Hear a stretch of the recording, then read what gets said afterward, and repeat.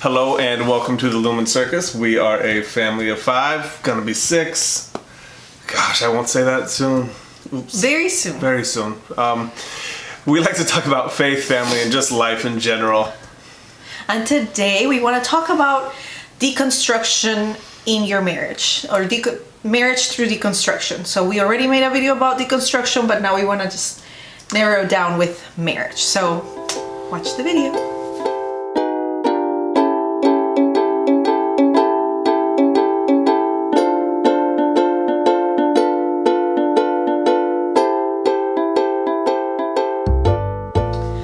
So in our previous video, which we'll tag up here, we talked about deconstruction, what that looked like, and how it was a little bit different for both of us because of our upbringing and because of how we came to Christianity and all of that. But we were both deconstructing different things as well. Exactly. And when we talk about deconstruction, we're talking about faith deconstruction. And we're talking about literally just taking your faith and taking it to the bare bones and starting to question everything about it, and seeing where things land. But faith is such a big thing in people's lives, and it was particularly in our life. We were pastors, we were giving ourselves to the church, that was our job, that was our whole entire life. Married life had been given to the church, all of our careers, my education, his education, like everything that we had done for the last decade. I moved to the United States and I became an intern at a church. Like, that's what I did. So even me being in this country was attached to my faith. So deconstructing this was a big deal. It was such a big part of our life, and unavoidably it was a big part of our marriage. So it was, we talked to people that have deconstructed too. We've talked to people that have deconstructed in different ways, because everybody's deconstruction process is so different, and their marriage suffers because when a couple deconstructs, they deconstruct in different directions sometimes. And if faith is such a big deal, you start to wonder, like, what is this gonna look like for us? Because we married with this understanding that we were Christians and we were going to have a Christian marriage, and we were going to have these beliefs that were set on stone almost, and those set on stone things start shaking. The stones all broke apart and collapsed. Yeah. Especially our entire marriage, our entire relationship was built on our faith, right? To be honest. And so when we started to deconstruct that, literally we've been deconstructing our marriage too, deconstructing ourselves. Like, it's been a journey. Yeah. It's gonna keep being a journey, but it is something that at least we know, I believe we've gone through the hardest things because we've had to really deconstruct ourselves first. Yeah. And in that we've deconstructed a lot of the crap in our marriage. Yeah. And it's interesting. It's very interesting because you're starting over again. Essentially. Yeah. Because you become new people with new beliefs and and you land different places. But one of the things that we found that worked for us through our deconstruction to be able to protect our marriage inside of our deconstruction. I mean, first we share the story of, we had a season of separation. I'll share that too. We had a season of separation because because as I started deconstructing, I realized I was dealing with a lot of intimidation, which played into my faith too. So I was intimidated by authority figures, and I would just do whatever they said. And then I realized that my intimidation was playing out a role here, which is patriarchy, and realizing that I'm intimidated by my husband as well, and that was not going to work out anymore. And so we separated. But one of the things that we did to protect our marriage was that it wasn't conscious. I think it was just unconscious and, I don't know, lucky, I guess. But we decided that we were going to respect wherever the other one landed, all the way to, if one of us ended up saying, I don't believe in God anymore, the other one was going to say, I respect that. And we were going to just figure out what that meant then for us. But doing that from the very beginning and just deciding that, hey, wherever you land on whatever issue it is, on whatever thing that we both agreed on and now it's not, we're gonna respect that. So we just started asking a lot of questions of each other and just, silly questions and real questions, like how do you feel about LGBTQ people now? Because before, when we were super Christians, I'm talking about like 4, 5 years ago, we didn't believe that it was okay for two people of the same sex to get married. We didn't believe that, and a lot of those things have changed for us. We've learned a lot about sexuality, a lot of things that we didn't even know. We've read a lot of books, and I started changing that belief first, and then we started having these conversations.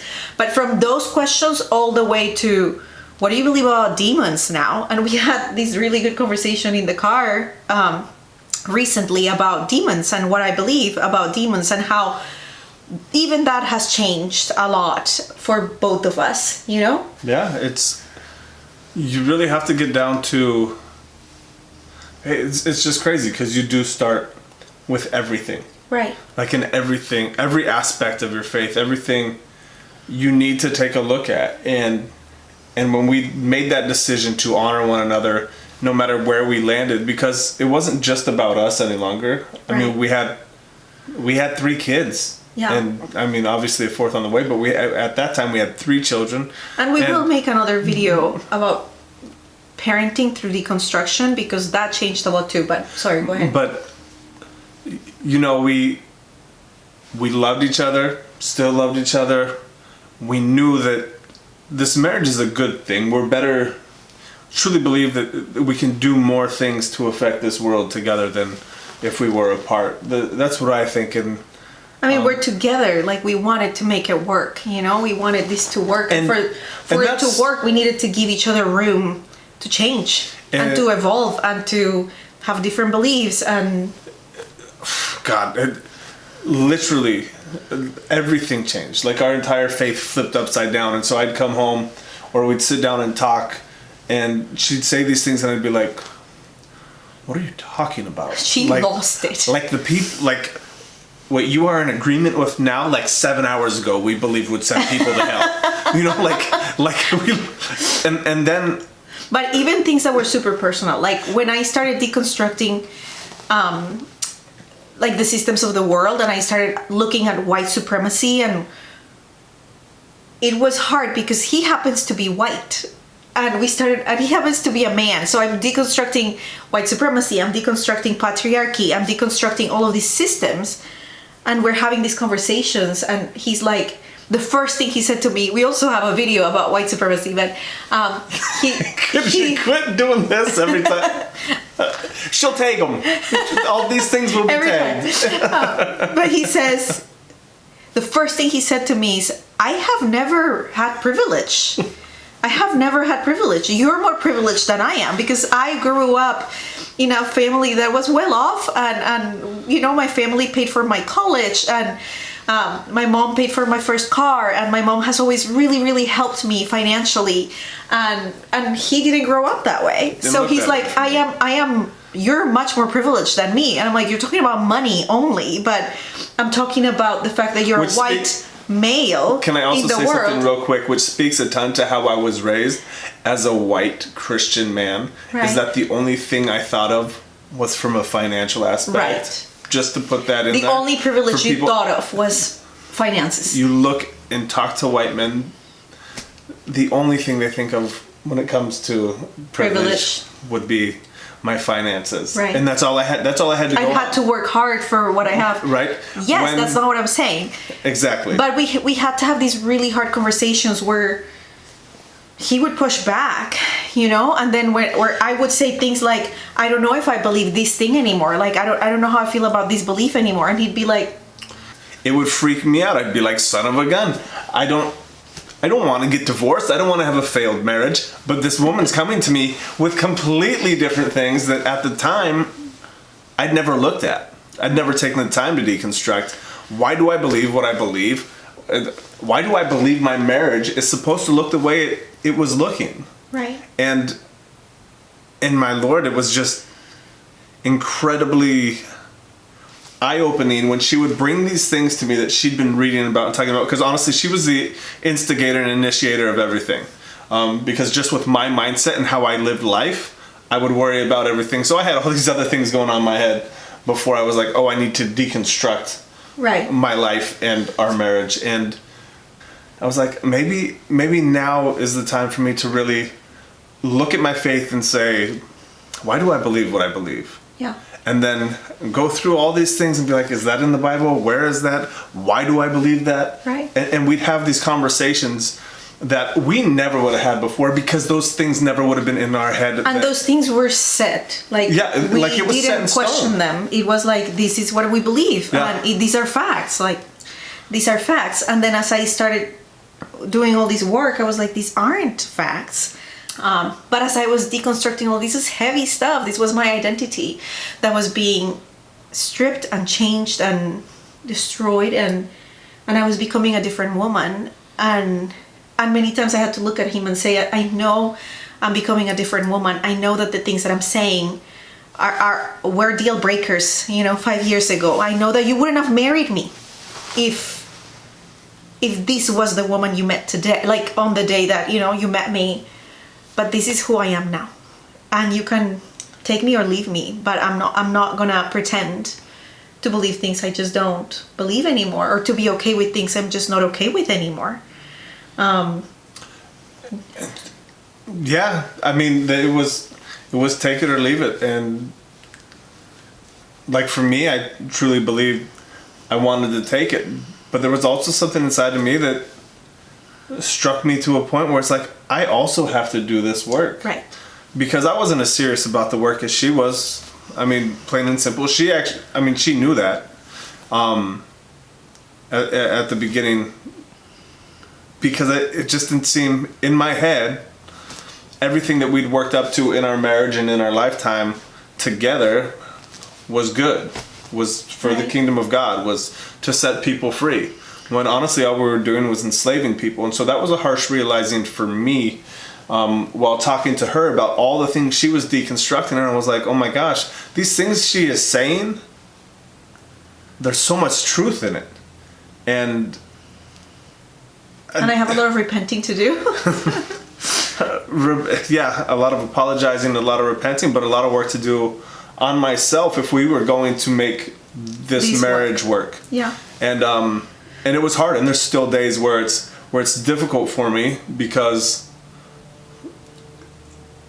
it's 38 years, at the time about 36 and a half years of living one way and being like, wow, I just did that because it's how my parents lived, it's how my ancestors lived. But nobody took the time to dig any deeper. Nobody that I know has dug any deeper. Right. And so it was awkward for me, but then it was not just awkward, it was super hard initially. Well, yeah. And my wife would be crying every single night in our bed, and I'd be like, what's going on? What's now? Like, are you so sad that you have to lay next to me every night? Because that's how I am. I'm a very sensitive, emotional person who deals with a lot of self issues, and I never dealt with that stuff. And so this all made me have to deal with these things. Yeah. And I would realizing that he centers himself because he's a white male in the world. He's used to the world centering around him.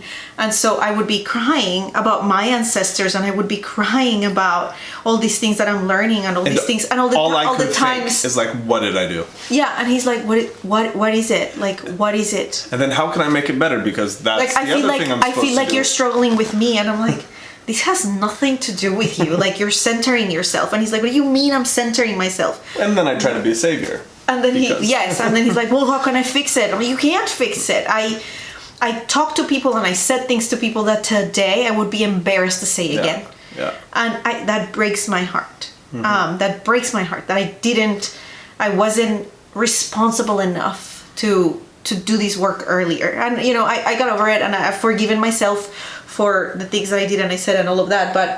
But the grief was real. And it was affecting our marriage. But in a way, I would tell him, don't center yourself and leave me. And eventually he would. and he gave me room to change. And as he saw me change, he started being like, I want to do that. I want to do the work too. It was the first time I really saw my wife for who she was. Right. I think she'd become, like, instead of being this person who had to work for acceptance and had to be a certain way and had to have a marriage that looked a certain way, she had taken the time and the ownership of saying, I have to do better. I have to do better for me, for my kids, for my kids' kids. Yeah. And so I've been able to see her in a whole different light. And it encouraged me and it inspired me to do the same. And you have to have patience. Like, while doing this stuff in your marriage, you have to have patience. You have to understand that you're going to see an entirely different person. You're going to be an entirely different person because you're going to look at trauma in your past. You're going to look at things that you never looked at as negative before. Yeah. And see them as negative. You're going to see family members and you're going to be like, how do I navigate that relationship? Because we don't believe the same things. Yeah. We don't see things the same way. And we're still doing that, And, you know? And how do I start a conversation about that? Or do we just love each other without arguing? Or can you do it and still love each other? Which I think is the biggest thing.